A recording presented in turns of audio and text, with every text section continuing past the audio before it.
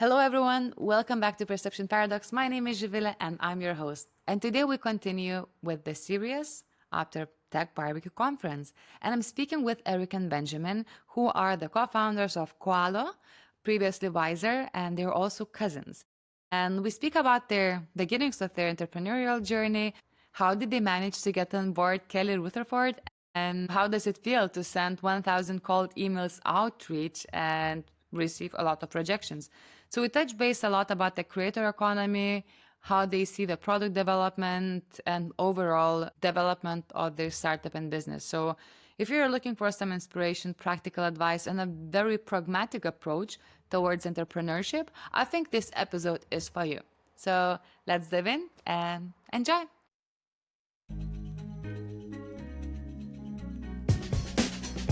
Real people, real stories, and real challenges that break the status quo. I'm your host, Javila, and welcome to Perception Paradox.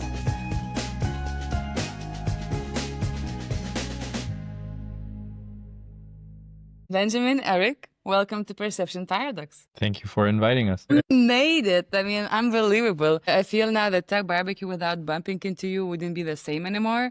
And when the moment I saw you yesterday climbing the stairs, I was like, hell yeah, I'm going to bother these guys now. And it's super good to see you again and very nice to follow your progress. And it's impressive what you have achieved so far, again, 1 year later. And perhaps, ladies and gentlemen, we're up for a treat right now. I have two gentlemen who are the hustlers, entrepreneurs, and without that as well, they are cousins. So we have some family relationships involved. So I think we're going to cover some interesting topics from building the business, doing some things that usually we are afraid to do, like reaching out to people that sometimes we feel are unreachable and finding own ways to fundraise and to be visible, to go to the conferences and build business. I'm very curious to learn it all. Therefore, we're here. Amazing. So perhaps we can start with where it all began. I do recall your story that when Eric was telling me how you were crafting you had this idea. It was called Whyzer, right? Yes. And then you were crafting who can support that idea to become a bigger one. And you were sending emails to some stars in this world. Can you tell us more? I think it started for us when we started with the concept of Whyzer, that the main idea was based on having interesting, influential people from all different areas in front of the camera and sharing their knowledge and their expertise that they gained through their careers. And back then, the whole concept was pretty bold, I would say, for two guys just dropped out of college and want to go out there. So we had no network. We didn't know anyone in the industry.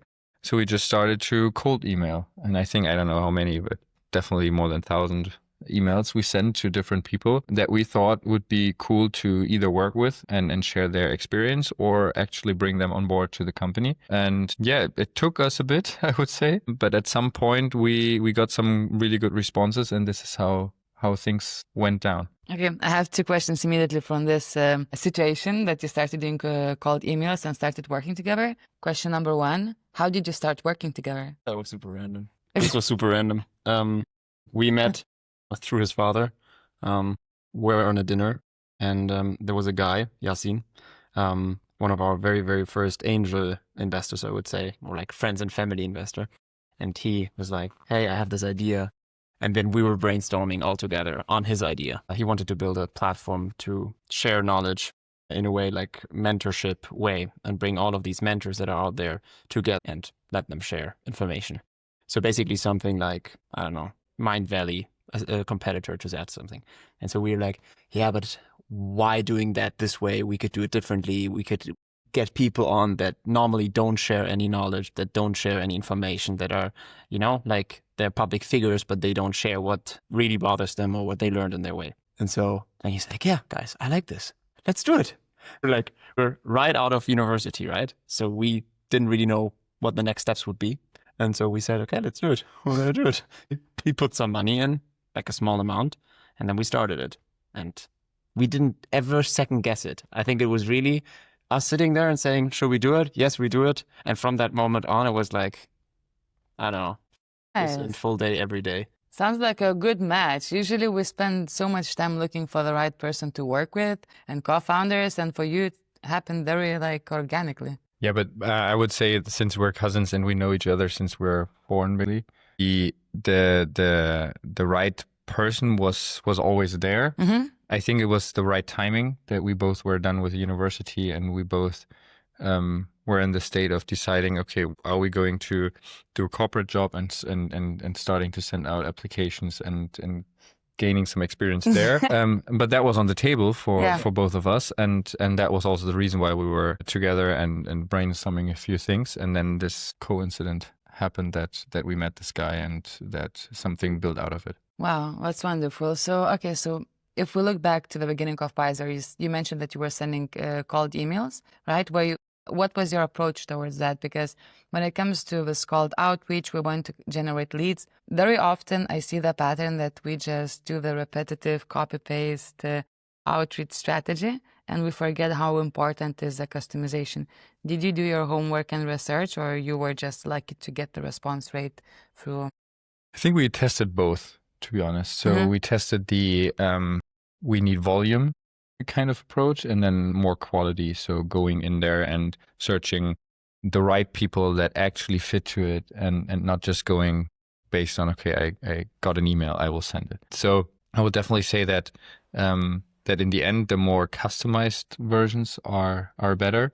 And I think what drove Kelly to reply and meet us back then was that we had something pre-produced already that was based on our concept. So a little trailer where you could see some stuff that we always shared with it. And this was what she really liked about the concept. And she liked the visuals and the aesthetics of it. And she said, okay, this looks actually pretty cool. Let's see what these guys are up to. And it seems that when you started forming the partnership with Kelly, it also opened up kind of exclusive doors to different large events and larger networks. How did that affect your growth as founders and for business itself? I would say this was the door opener, if we're honest. She was the second one joining after Yasin did it with us together. She joined really, really early. There was just a concept and us two with an idea. And obviously she is so well connected and she opened basically every door for us. And from there, it was then a lot of networking, a lot of meeting people, we said it in the conversation prior this recording that you have to deal with a lot of no's, not only in the cold outreach, but also when Kelly is on board and also when people are already supporting your project, you still face a lot of no's and you still have to go through that and build on it. How did you learn to deal with the no's? I don't know. I think we are pretty positive, optimistic guys. So we're saying, okay, yeah, it's fine. We don't need to work with everybody. Let's continue. Let's not stop because somebody says no. It doesn't mean that everybody will say no. And I would say you need a few yeses in between. Otherwise, it's pretty demotivating. But the reality is not everybody likes you or your idea, and that's totally fine. And you just need to be patient and dedicated enough to continue to find the people that do. So last time when we were hanging out at TechBBQ last year, you were just launching a pivot, a rebranding, Koala, where you completely changed also the focus, I assume the business model. Can you share more? How did the pivot happen? And when did you realize that, okay, what we were doing, it's not working? We should go towards now the new direction. Product standpoint. Yeah. So basically, Whyzer, we already changed the idea from the very, very initial idea that we had with Yasin. We changed that together with Kelly back in the days, built a social media app, put it out, put it to the market, tested it, we got users on. But social media is super, super tricky, especially building a social media app that is a direct competitor to Instagram, TikTok, and so on. The level of product that you need to have to make people actually stay and stick is crazy. And so we did it. At some point, we're like, okay, we can't turn money. We can make money out of it without raising crazy amount of money or with having crazy lucky shot to scale the user base drastically, right? So at some point we're like, okay, how can we use what we have currently and build a business model out of it that actually solves the problem? And back in the days, we talked a lot to creators because they were part of our platform, part of our ecosystem. And they were like, hey, we're still having problems making money. And why can't you white label what you have there for me? Because I really don't want to get my audience to your platform again to make you rich or grow you. I want to build my own platform, my own space where I own my audience, where I own my user data, where I can basically grow my own company. Unity as well. And so that's where it all started. And then we did a lot of interviews with them and we tested and tried out different product approaches on how to do it. But basically what we did is we changed our system into a SaaS model. So software as a service, we're offering white label community apps to creators and everyone that has a community. So from running clubs to small companies, to creators, to podcasters, everyone that needs a place to own their audience and bring them together can do that now. And the product evolved into a Linktree kind of version that you can plug into your socials to get the people there. We have subscription now, live streaming, all of the different product features that you can possibly imagine, and therefore solving a problem for an actual person. And the pivot, I think, made us rethink our product, our offering. And in retrospective, I think a big learning was that because we are very optimistic, Benjamin said it before, and we're very, very stubborn, right? Yeah. Like a no, if you get so resistant on the no, say, like, yeah, it's a no, it's another no. You know, at some point, you still need to track the internal metrics. And if the internal metrics don't make sense, or if the growth is not happening fast enough, then doing the pivot early enough, but not too early, is super important. I would say we could have done the pivot a bit earlier because we already got that feedback quite some time that creators searched for something different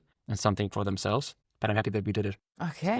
That's Koalo now. I would, as an addition on that, I'm totally with you. The fact was not only that it was a big competitor to social media platforms out there, but also that we were really focused on the education part and sharing knowledge and building a platform, a social media platform for education. And I think a lot of people tried it and still trying it. And it's pretty tough to change our society in terms of how they consume content and how they use social platforms. And in the end, what we realized and we had to realize is that we're still not there yet, that people are, or the majority, there are a lot of people, but not enough for a platform like that to become really successful, to switch the cat videos for educational content. And I think I would say we were on a mission, and that's why we pushed pretty long on it to see if we can find a solution for that problem.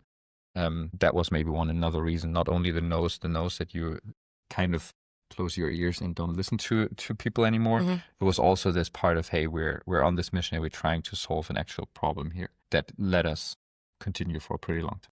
That's so interesting that you're mentioning the mission, because I had this in mind. So did you have your why, or how did this whole idea shaping and trying to find different solutions evolve when you started your, let's say, first business just after the university? Because sometimes, let's say, you can build something but for no purpose, and it just kind of, you build, you try, but there's no big vision.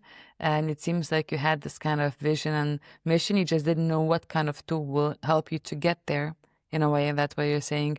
Now, referring to that, how did it feel when you had to change when you realized that your mission is changing a bit? I mean, maybe, I don't know.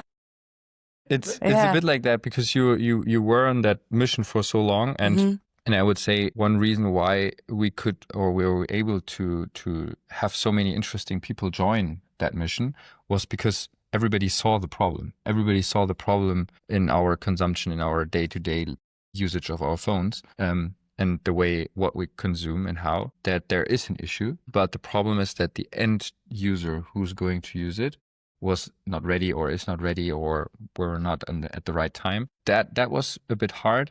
But it also, at the same time, since we continued working with the same people, with the same creators and those people, when we started to launch Koala, we suddenly felt, okay, this is how it feels when you're tackling problem that a target audience that is consuming your product in the end has, and you're solving it, how fast it grows. Because on Whyzer, we had this push, constantly push from our side, and if we stopped, it stopped. It pushed forward.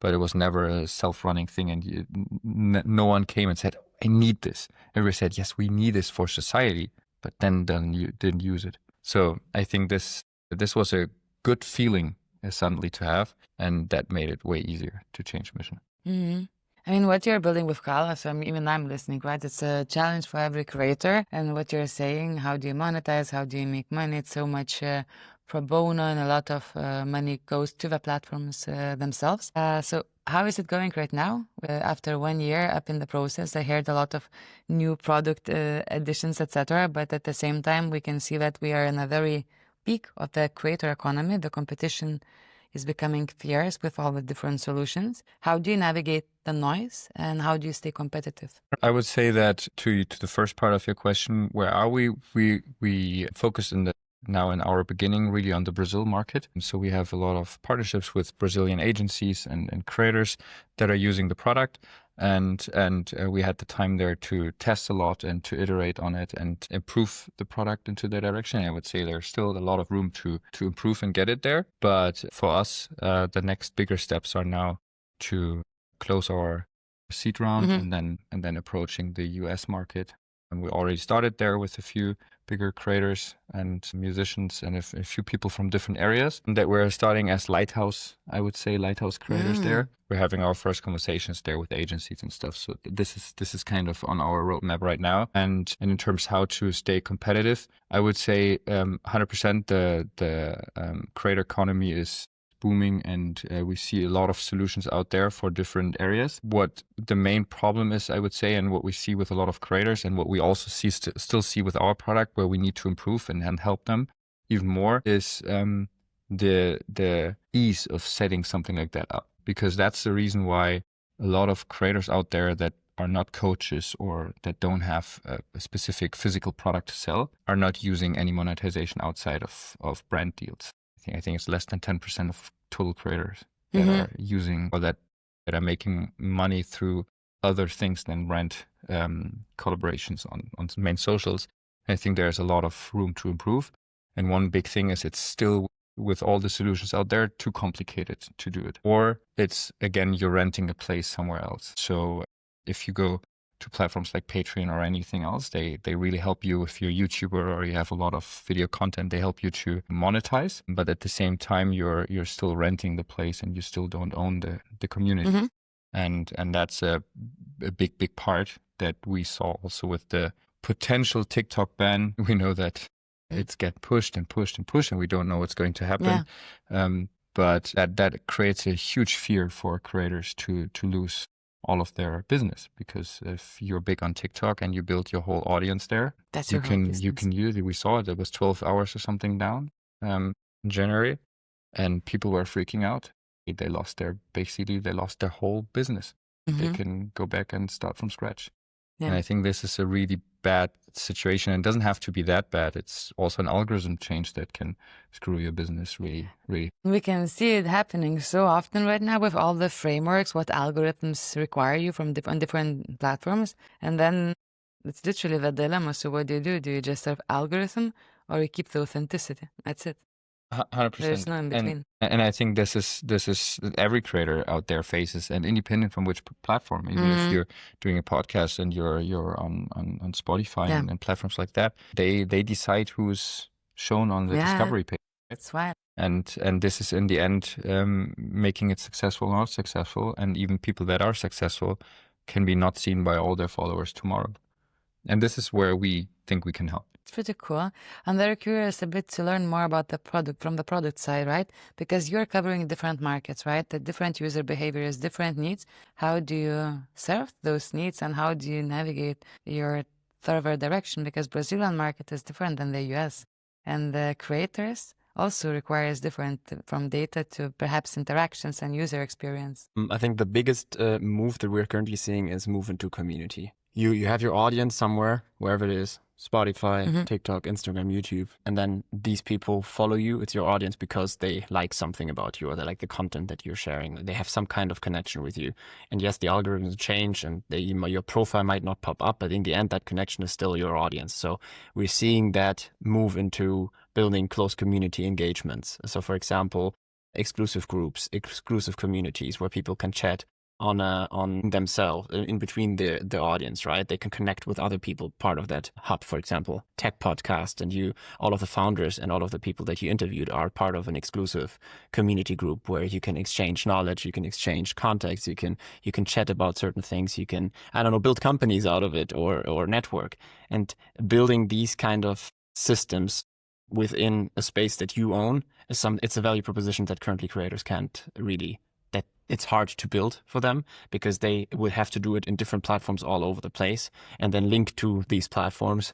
And then on the way, because of these funnels, of these user funnels that these people are following, they're going to lose a lot of these users that are coming from the social media world, right? So the idea here is basically bringing the space together. So what we did and what we're focusing on is from Instagram, from the first touch point, or TikTok as the first touch point, we basically guide them into a link tree on steroids, I would say. So your community, you have links, you have YouTube integration, you have Shopify integration, you have everything that you can. Basically what you need. Not everything. And my list is still long. I would love to add, Okay. but a lot of different features that will bring the creator into. You could literally get rid of the link tree in there and put your web link in, and that web link will guide people step by step into your communities, into your offerings that you have, into your exclusive channels, into your subscription plans, or into just a membership, like logging in, signing up, right? And what we see right now, some people, they start with that link tree, right? That link in bio version. I of the have product. linked. I'm not saying anything against it. It's a great product, but I think in the end, where do you scale it to? And in our case, we see it, they start with the link in bio and then they move it into an app. So they convert their audience step by step into an app. And in the app, they can do another add-on features like live streaming, for example, so that you could do the podcast that you're doing now in real The recording here. streaming You could do in it live. live in the app for an exclusive audience. So basically, you use the big audience that you have and you separate them step by step into different funnels and create these super fan moments. I love it. It's kind of moving, let's say I have a LinkedIn audience, to moving to a LinkedIn audience and then identifying the experience they can go through or get how much, or them allowing to choose how much do they want to experience of something, let's say someone is creating. That's pretty cool. And you in the end own the space. I think this is the biggest part because you will have a list and the data points of all of your followers, right? You'll know exactly Benjamin is my super fan. He is part of this group and this group and this community and he's on all of the Perhaps I channels. can sell him some merch. Or you can send him a package and say, hey, next time let's meet on the event on TechBBQ.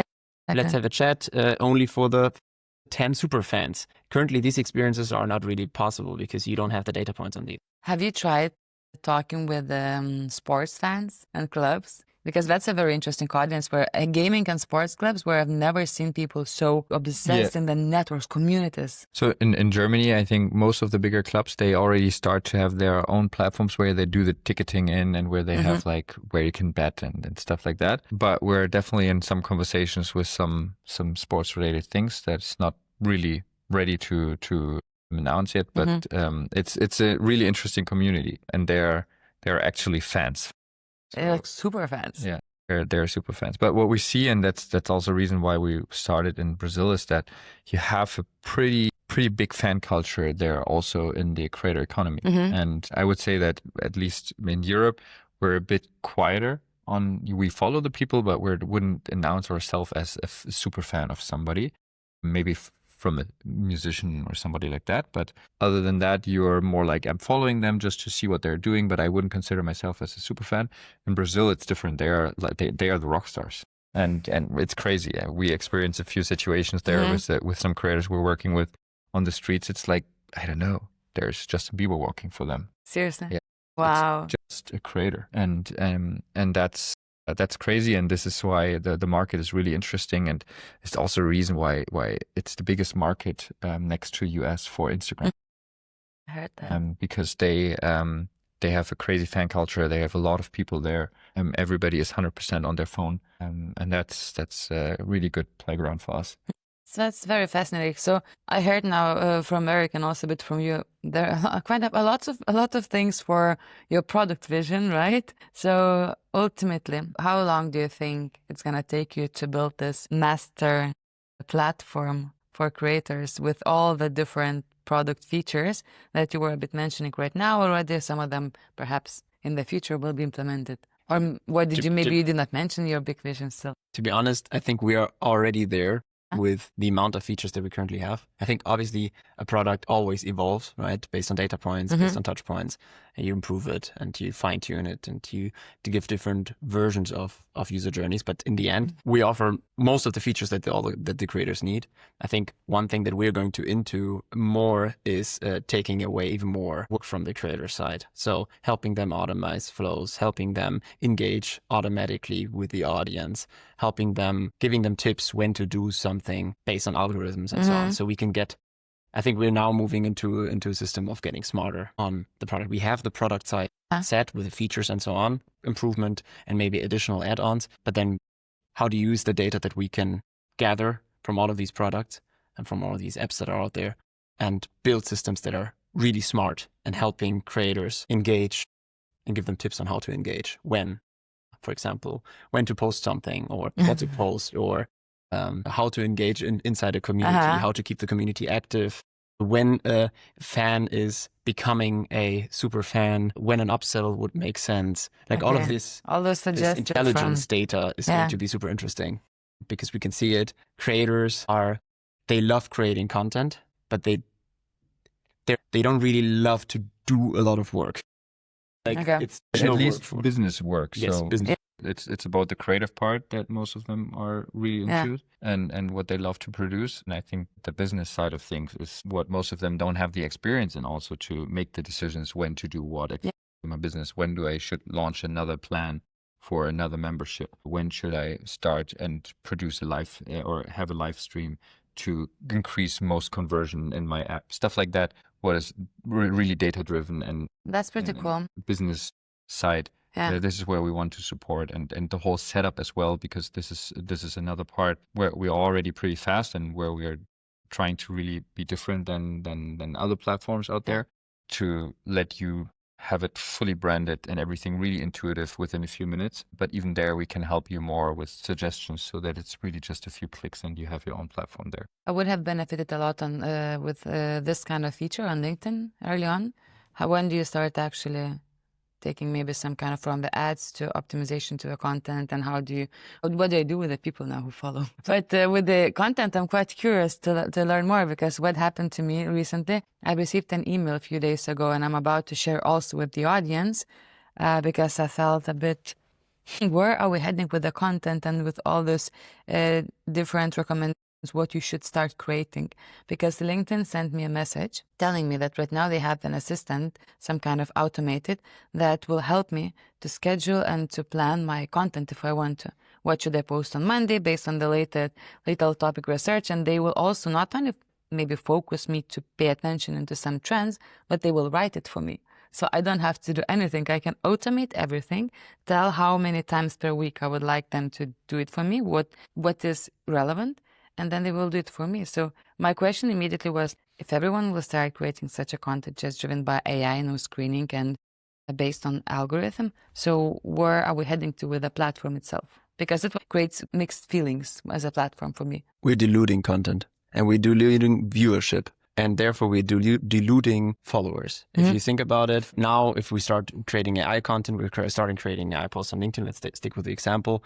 The content is going to be the same or different, but still the same, but we're diluting the amount of views that actual created content will get. And therefore, this is my prediction. I don't have any numbers for that, but I think the following of creators is going to be less connected to the creators, because the creators are not there. If they use the features that are offered, like automatic AI content creation, automatic posting, it is going to maybe get some views, but it's not going to create connection anymore.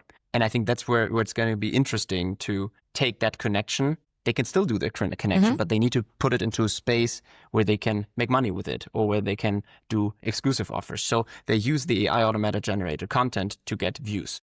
The views convert into following, the following convert into exclusive real connection offers on different platforms or on your own, right? Therefore, it will be a funnel basically automating the viewing on the TikTok and Instagram, the view generating content, right?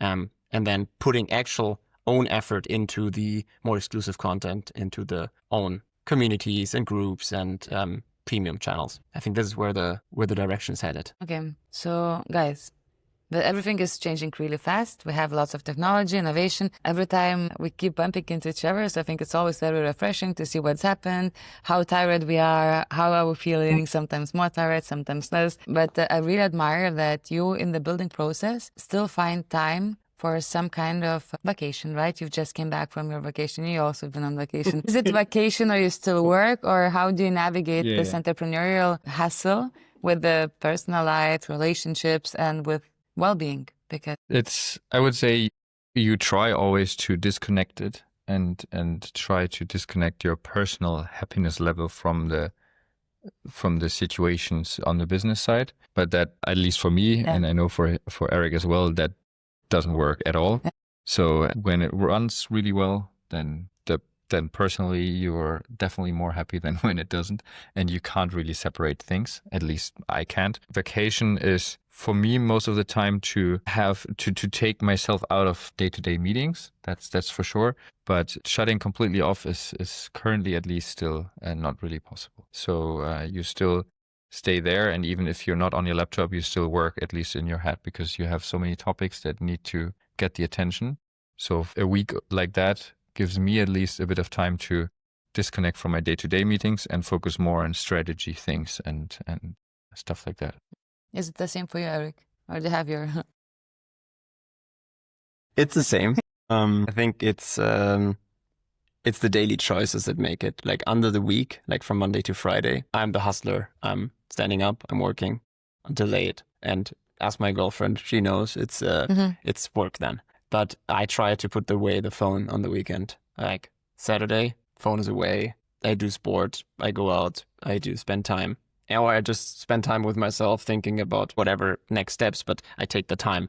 And I think this is a learning that I didn't do before. I was like always thinking about, in the times of Whyzer, always thinking about Whyzer. There was not a single day that I didn't pitch the idea or that I didn't talk to all of my friends about it. And everyone at some point was like, oh, Eric, like, can't we please talk about something else, right? Because the disconnection didn't happen back then. At least for the weekends it works. But vacation, I think in that time that we're currently in, it's scaling time, it's building time, it's putting effort, it's putting grind, it's eating sand. It's like, getting speed on the street. And it's not the time for crazy vacation or crazy, I don't know, high life, I would say. It's like, enjoy the little moments. That's how I do it. And but what Benjamin said is the disconnection, at least on the vacation from the day to day, helps, especially for like product vision and for him strategy vision wise, to disconnect and focus on these things. Because otherwise it's like we're handling everything at the same time, right? We're handling tiny decisions that we need to make for myself here, on designs or on certain product elements. And then at the same time, I need to plan the big vision.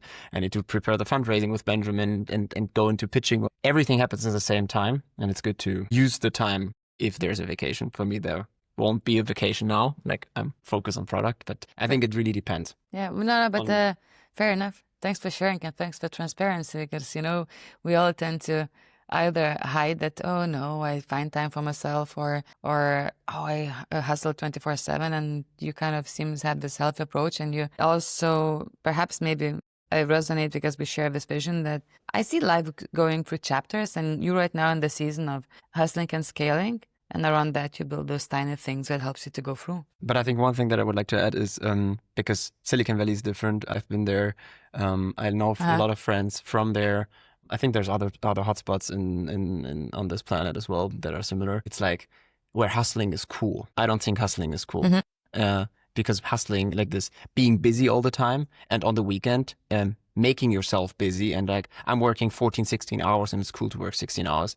I don't think it's cool. I think it's cool for a certain time because it's needed and if it's efficient. If it's not efficient, it's not needed, then it's not cool, then it's stupid. And then it goes against the health aspect of long term, right? Yeah. And so I think we can do this hustle time, like this full speed power, like I said, grinding, eating sand, putting speed on the street for a certain amount of time. And then you go into a normal phase again, depending on the phase. But I think it's very important to share openly that it's, because startup bubble is a bit like that. There's like, it's cool to hustle and it's cool to destroy your body and yourself, I don't know, your mental health for the grind, for this, I don't think it's worth it. I think it's this equilibrium that you need to keep. Okay, awesome. I love the German efficiency as well. If it's not productive, you cut it off. It's true. Like I have friends that are telling that we have a phone call and they're telling me I'm working these 14-hour days, and I'm like, cool. But is this the you know, the Yeah. reason why is the 14 hours the thing that makes it worth, or is the output that you generate out of these first 14 hours for whatever Exactly. reason the thing that makes it worth? And if the output is not worth it because either there's no sales coming through, or 8 of these hours you're working inefficiently because you lack sleep and you lack sport and you lack inspiration from the outside world and creative input from the outside world, it's like, then it's just 8 hours of wasted. Existence. Yes. I've been in that situation where like we thought that working that many hours is so cool. So you just wake up every day like you're drunk all the time. Yeah. And then you just try to read something on your computer and you cannot make any logical decision about that. Anyway, that's bullshit. I agree And with then, you guys. then we don't do that. But then I know that there's drugs, there's like microdosing, there's all of that stuff that you it's can like- do to keep yourself stimulated and on high alert. You take more coffee. More coffee creates more stress. More stress creates more, like, it's a spiral. And I think it's not the long-term spiral. And I think a business, and we saw that, a business needs long-term grind, long-term stuff where you, like, every day you go, you stand up, you go and you put And you show up. speed to the, you show up. And you can't have the short-term grind with 18 hours or like 14 hours, or it doesn't matter, right? And then a few months later you have burnout, you're done, and you don't show up. That's a killer for the business. And that's what I liked what you were saying about the mission. And when you have your why, when you know your kind of where you're heading to, you will get there one way or another, because then you know that you have to show up every day. And that's it. I feel there is similar resonance with the podcast, right? It's kind of it's a grind in a way if you want to grow it. But I kind of have my why, and I just step by step, I just show up every day, and every day it's a progress. That's it. Done. Anyway, okay, we're getting closer to the end, but I still have a couple of questions that I would like you guys to ask. And one of them is about the overall challenges you're facing right now, because you're in the fast scaling stage. You're also fundraising, right? What are your focuses right now, and how do you deal with the challenges? I would say, like every startup, probably you're facing different challenges. The one thing is that you need to focus on the fundraising. At the same time, you need to focus on making every client really happy and improving the product, and then you have a team that is step by step growing. So you have different challenges that are happening and that are requesting your attention at the same time. Yeah, that's probably nothing new for most of the people in a similar situation. I need to add something. I think it's we underestimated it. It's like if you scale team from like 2 people, that's how we started. Then 3 people, 4 people, that's fine. You can do it with teams and WhatsApp messages and organization structures like documents, and you can figure it out what you're going to do in a week, right?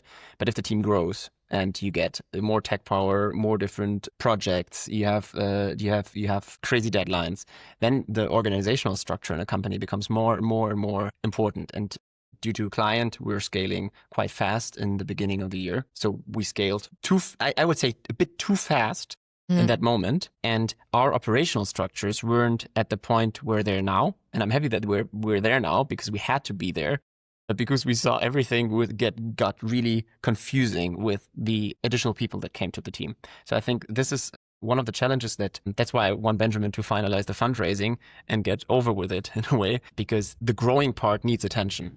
And that's especially on the operational side. Organizing days, giving everyone the same mission, making sure that that everyone every day knows exactly what needs to be done and where to go, tracked with KPIs, but that has to be set up. And that has to be lived through the entire company. Yeah. And then we never talked about human resources onboarding, for example. We didn't have documentation to do that. Like that's what big companies have at some point. They build it, right? In the scaling phase, you also have to build that. And that doesn't really directly correlate with making sales or creating investor value, but it's super necessary to grow the company. So I think this is something that I'm happy that we learned early on, because now we know. Well then, all right, final question before we wrap it up. Right now we are sitting at TechBBQ at the event. That's where we met. We met at Web Summit very briefly and then reconnected at TechBBQ. What kind of value do you see in the tech events, and how do you choose where to go?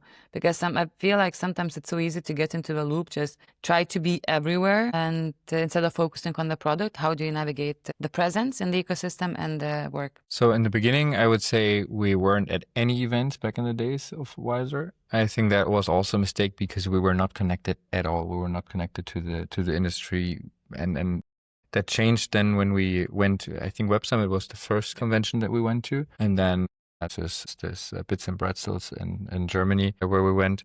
And we were lucky, I have to say, that we always got the direct invite from the events through Kelly, because they wanted to have Kelly on the stage and have her talk about her experience with her first angel investment and stuff like that. So we directly got the access to the more exclusive parts of those events, which is sometimes pretty crazy who you can meet there. Back then, when this started, we tried to get into every event that we can get with the right people that they are coming, because we knew that we can somehow get to them. But I would say after you did this 1 or 2 rounds, we had built our whole advisory board through those events. We met a lot of our investors through those events. And then at some point you need to get back to business, kind of refocus on that. So I would say this year was pretty calm. We didn't do many events. We are here because we love the team of TechBBQ, and of course we're coming, and it's always fun to meet the crew again. But I would say that it always has to be based on the current situation of the company. And if you need to meet somebody specifically, just to be there sometimes doesn't really make sense. Or it doesn't make sense because know your why. Know your why. Yes. Like, yeah, exactly. why are you here? Why do you need to be here? What do you bring to the table? What do you expect to exchange? Yeah. What's the output? What's the output? Yeah, I think we forget that part a lot. Yeah. Are we busy or are we effective? I like Because this it's very easy to be busy on events and talking to everyone. And that's why yesterday evening we were tired. We left early, right? Yes. From the party. We left early because we were like, it's 11:30. We're going to be at bed at 12. Why do we need to push? No output. Yeah. There's no need for that. So let's go home, take a nap, take a sleep, work in the morning, and go to the podcast. Yeah. Better output. Amazing. And it's sometimes you get the faces are like, why are you going now? No, I was leaving when I said like bye, but then I bumped into 2 people I wanted to talk to. So I was like, and then you stayed, but I did not stay too long actually. When you left, I left like 10 minutes after, and then I was already on my computer before 11:30, I think. So it was quite efficient. I cycled, I still caught up with some people, and then like did my work and then went to sleep. So that was quite, I think, great decision. Anyway, we're getting closer to the end. We took quite some time to go through your journey and changes and pivots, but I find that it will be very valuable for all the founders who are going through similar stages and building, and sometimes we just simply don't talk about things and everyone just wants to push one direction. So I'm glad what you shared with us today. I have this tradition in the podcast to leave the listeners with a thought to ponder. So what would be maybe your thought you would like us to leave after today's conversation? A question, a thought, anything, or maybe or maybe a question you are trying to answer yourself today daily, so someone else can join this quest. So it's regarding sales and product.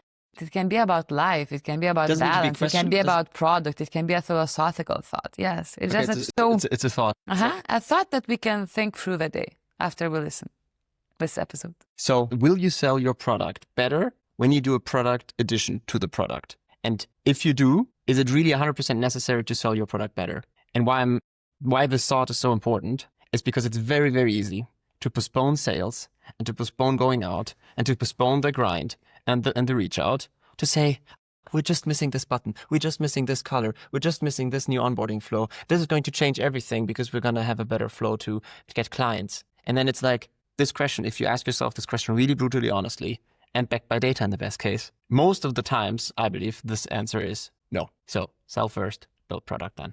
I have an addition to that. It's basically underlying this because we learned it the hard way. If you don't feel ashamed of your own product, then you know you're too late. Benjamin, Eric, thank you so much for finding time and patience of me being stuck in the metro. Guys, these were the founders of Koala and Place, an app, a marketplace. I would call it marketplace, a tool you have to check if you are a creator. And till next time, really great rewiring your story and getting some new insights. Thank you. Thank you.